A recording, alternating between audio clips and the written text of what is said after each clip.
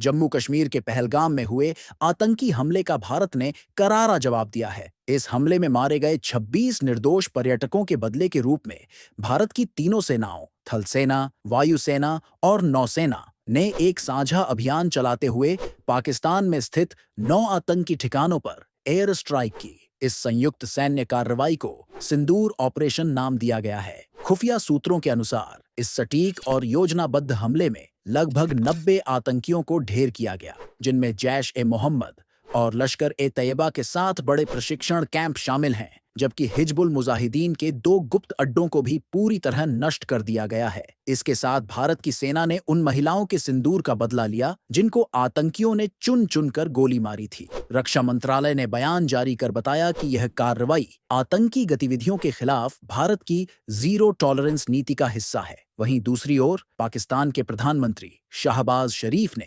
भारत की इस air strike को कायराना बताया और अंतर्राष्ट्रीय समुदाय से हस्तक्षेप की मांग की है। लेकिन भारत ने साफ कर दिया है कि आतंक का जवाब सिर्फ निर्णायक कार्रवाई से दिया जाएगा। अगर आपको इस खबर से जुड़ी जम्मू कश्मीर के पहलगाम में हुए आतंकवादी हमले के बाद भारत सरकार ने पाकिस्तान के खिलाफ निर्णायक और कड़े कदम उठाने शुरू कर दिए हैं। इस सिलसिले में वीजा रद्द करना, पाकिस्तान से आयात निर्यात पर पूर्ण रोक और सिंधु जल संधि को निलंबित करना जैसे फैसले लिए गए हैं। अब इन कार्रवाइयों के बीच प्रधानमंत्री नरेंद्र मोदी ने पहली बार इस मुद्दे पर सार्वजनिक बयान दिया है। उन्होंने बिना पाकिस्तान का नाम लिए स्पष्ट संकेत देते हुए कहा, अब भारत का पानी भारत के काम आएगा। पीएम मोदी ने यह भी स्पष्ट किया कि उनकी सरकार किसी भी देश विरोधी गतिविधि या आतंक समर्थक रवैये के खिलाफ कठोर निर्णय लेने से पीछे नहीं हटेगी। उन्होंने कहा कि देश की सुरक्षा और स्वाभिमान सर्वोपरि है और इस दिशा में सरकार पूरी ताकत के साथ खड़ी है। सिंधु जल समझौते के निलंबन का असर सीधे तौर पर पाकिस्तान की जल आपूर्ति पर पड़ेगा, खासकर सिंधु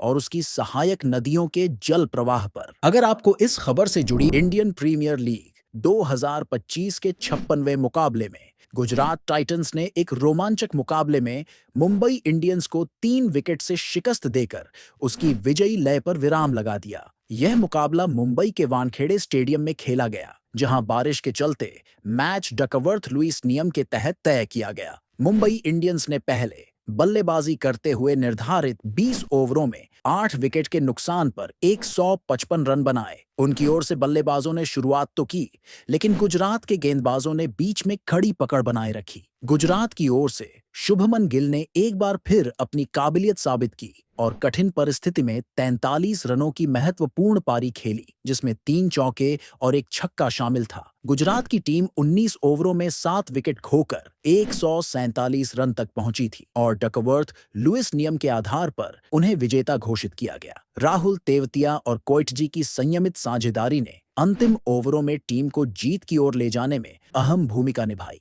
इस मुकाबले में गुजरात टाइटंस के लिए यह जीत बेहद महत्वपूर्ण रही, क्योंकि इसके साथ ही टीम 16 अंकों के साथ अंक तालिका में शीर्ष पर पहुंच गई है। अगर आपको इस खबर से जुड़ी जम्मू कश्मीर के पहलगाम आतंकी हमले के बाद भारत ने जवाबी कार्रवाई करते हुए ऑपरेशन सिंदूर के तहत पाकिस्तान में स्थित आतंकवादी ठिकानों पर बड़ा हमला किया। इस एयर स्ट्राइक में पाकिस्तान के कुख्यात आतंकी और जैश-ए-मोहम्मद के सरगना मसूद अजहर के परिवार को बड़ा नुकसान पहुंचा है।